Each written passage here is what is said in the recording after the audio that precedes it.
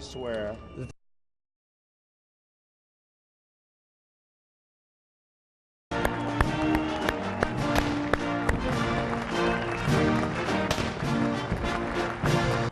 What a great honor to be able to introduce for the first time ever anywhere the 45th President of the United States of America, Donald J. Trump.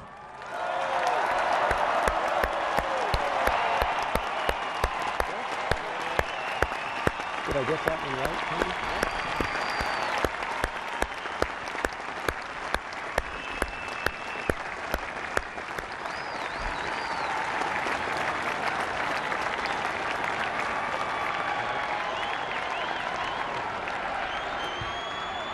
Chief Justice Roberts, President Carter, President Clinton, President Bush, President Obama, fellow Americans, and people of the world, thank you.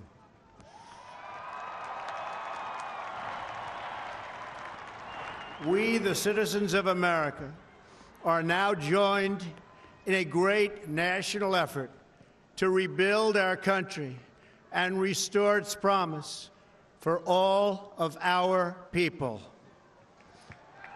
Together, we will determine the course of America and the world for many, many years to come. We will face challenges. We will confront hardships, but we will get the job done. Every 4 years, we gather on these steps to carry out the orderly and peaceful transfer of power. And we are grateful to President Obama and First Lady Michelle Obama for their gracious aid throughout this transition. They have been magnificent. Thank you.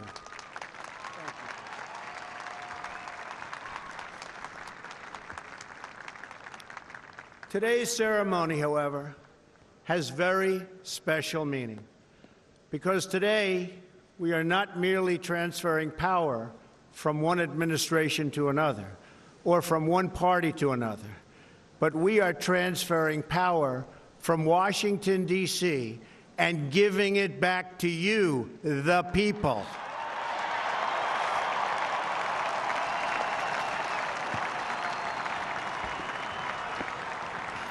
For too long, a small group in our nation's capital has reaped the rewards of government while the people have borne the cost. Washington flourished, but the people did not share in its wealth. Politicians prospered, but the jobs left and the factories closed.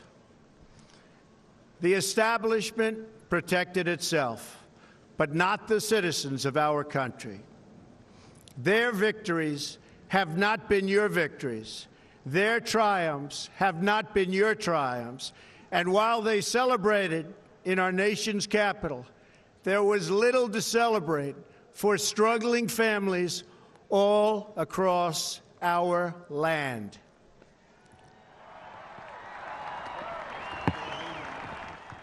That all changes starting right here and right now, because this moment is your moment. It belongs to you.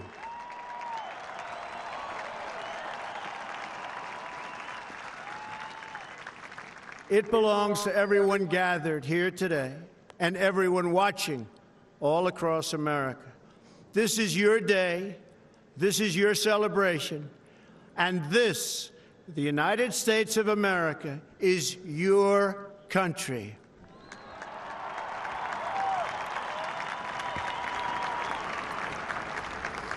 What truly matters is not which party controls our government, but whether our government is controlled by the people. January 20th, 2017 will be remembered as the day the people became the rulers of this nation again.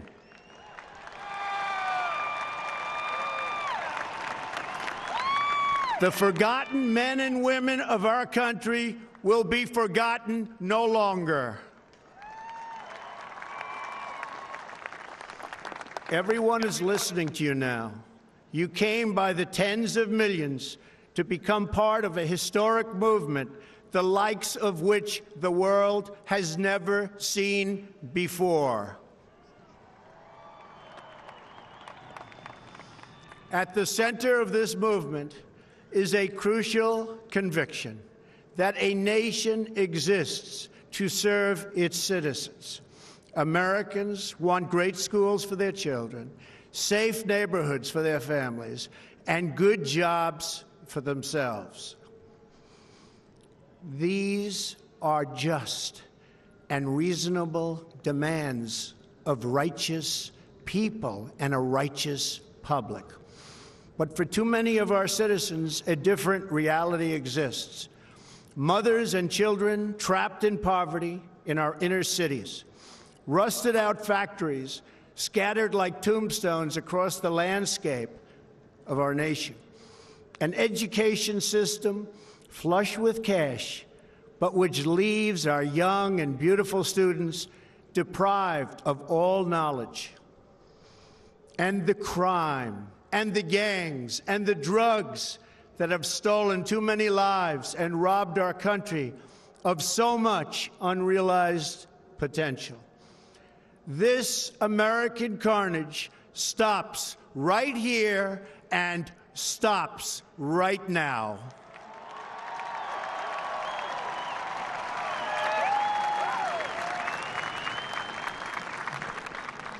We are one nation, and their pain is our pain. Their dreams are our dreams, and their success will be our success. We share one heart, one home, and one glorious destiny. The oath of office I take today is an oath of allegiance to all Americans.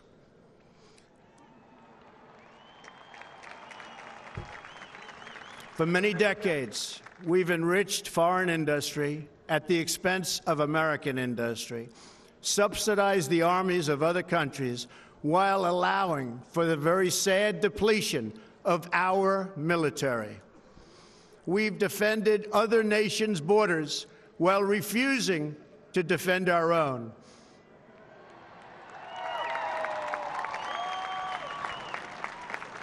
And spent trillions and trillions of dollars overseas while America's infrastructure has fallen into disrepair and decay.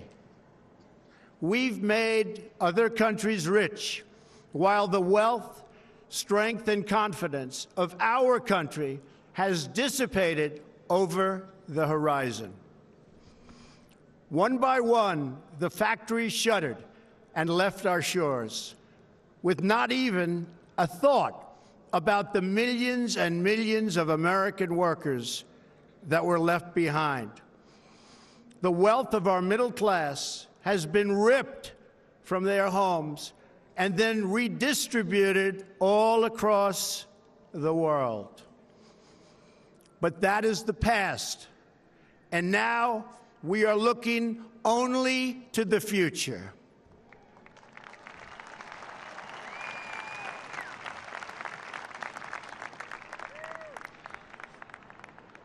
We assembled here today are issuing a new decree to be heard in every city, in every foreign capital, and in every hall of power.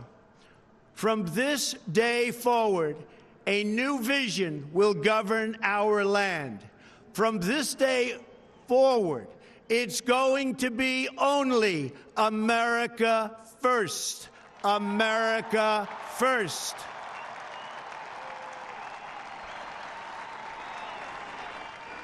Every decision on trade, on taxes, on immigration, on foreign affairs will be made to benefit American workers and American families.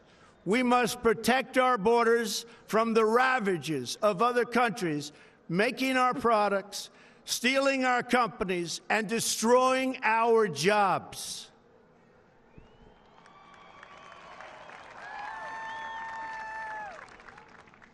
Protection will lead to great prosperity and strength. I will fight for you with every breath in my body, and I will never, ever let you down.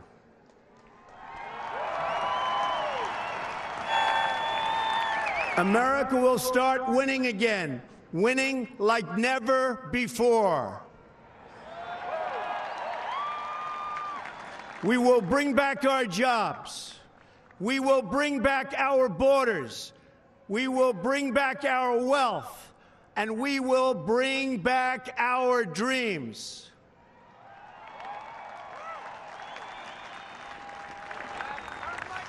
We will build new roads and highways and bridges and airports and tunnels and railways all across our wonderful nation. We will get our people off of welfare and back to work, rebuilding our country with American hands and American labor. We will follow two simple rules: buy American and hire American. We will seek friendship and goodwill with the nations of the world, but we do so with the understanding that it is the right of all nations to put their own interests first. We do not seek to impose our way of life on anyone, but rather to let it shine as an example. We will shine for everyone to follow. We will reinforce old alliances and form new ones and unite the civilized world against radical Islamic terrorism, which we will eradicate completely from the face of the earth.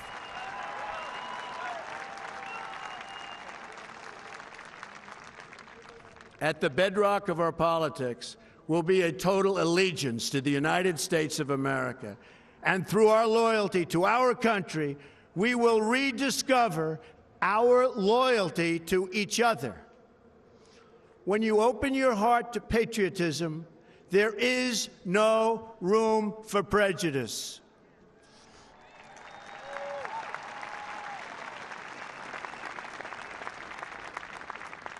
The Bible tells us how good and pleasant it is when God's people live together in unity.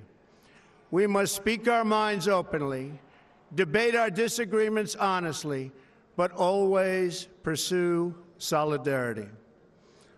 When America is united, America is totally unstoppable.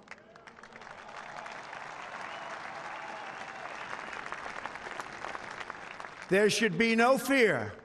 We are protected, and we will always be protected.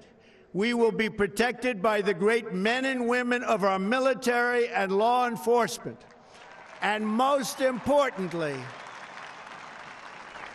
we will be protected by God.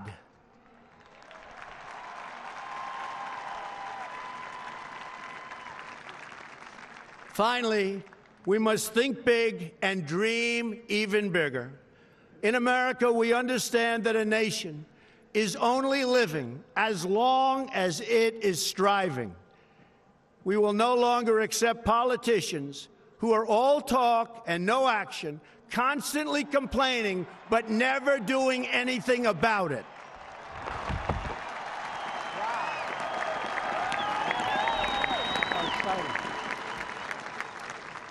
The time for empty talk is over. Now arrives the hour of action.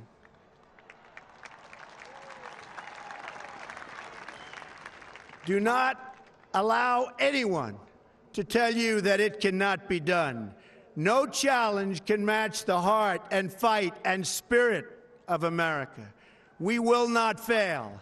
Our country will thrive and prosper again.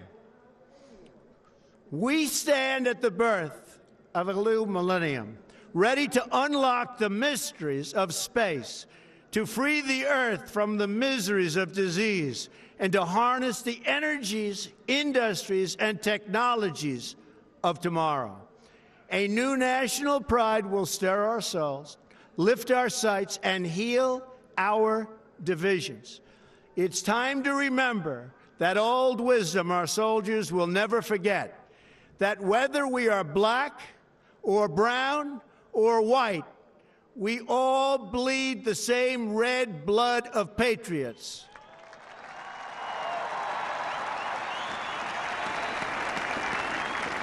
We all enjoy the same glorious freedoms, and we all salute the same great American flag.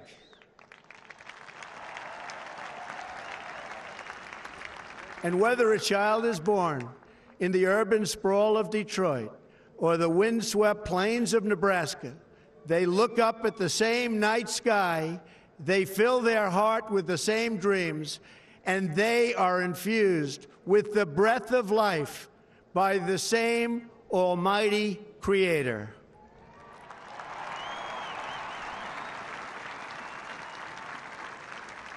So to all Americans in every city, near and far, small and large, from mountain to mountain, from ocean to ocean, hear these words: you will never be ignored again.